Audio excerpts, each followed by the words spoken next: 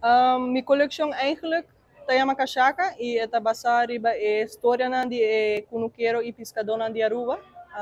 Antes eigenlijk pescador e kunukero na tatabisti e kashaka, dus e panha mesmo tayo makashaka. E antes na tatatrahe di saco de harinha. E agora que me quer eigenlijk trazer em contexto moderno e agora que me tá usa bastante de coleção, mas também o que tá trabalhando de upcycle materials de hotel industry. So, batawa hopi colona, hopi whites, blues, tama mita incorporating mas styling, mas accessories. It's a kind of like a fresh take on the Caribbean essence de Aruba. Hopi vibrant, um tiki mas urban. E ideia tama de coleção tá para trazer cada outfit tá eigenlijk história que tem te maken com o querer ng office pescador.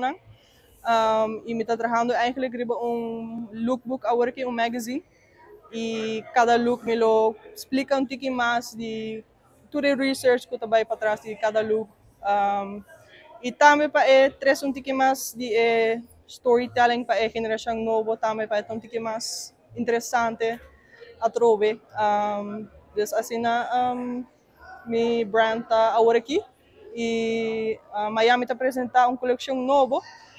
Ito um tiki mas elevated ko last year y me hopi orgulloso para por share it mayang ko pueblo.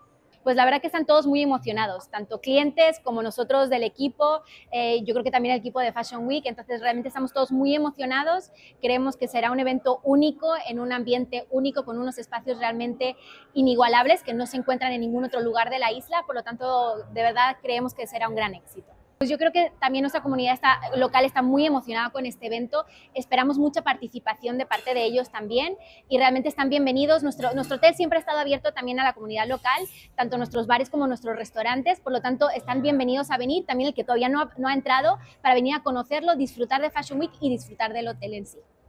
Bueno, yo si fuera de Aruba, sin duda ninguna, mañana estaría aquí. Yo tengo un libro, mi último libro, que se llama Todo por un plan. Y yo creo que mañana no va a haber mejor plan en Aruba, ni playa, ni nada, que estar aquí en el Fashion Week. Va a ser un planazo.